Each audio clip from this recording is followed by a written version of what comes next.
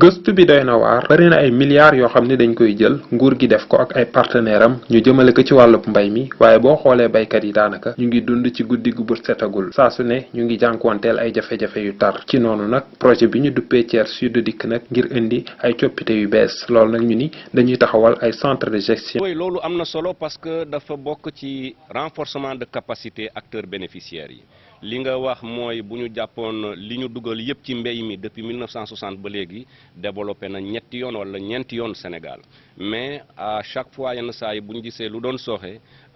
manque de renforcement de capacité nit ñi amoon na ci benn partie bu importante. mais nag du doon bu ñu wax ne centre banane la rek césar banane la mais césar filière yëpp la képp kuy producteur am nga ci yoon.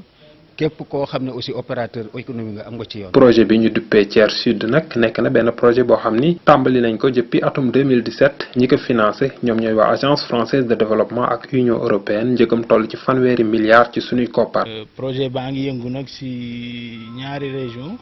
ak ci 20 communes donc 4 départements 4 filières tamit boo jël ceeb bi que ñu atteindre l'autosuffisance très rapidement la filière lait et zone élevage filière maïs bi. am nañ maïs bi fii tamit am na doole surtout dans le département de Tamba. filière banane. war nañ jàppale baykat yi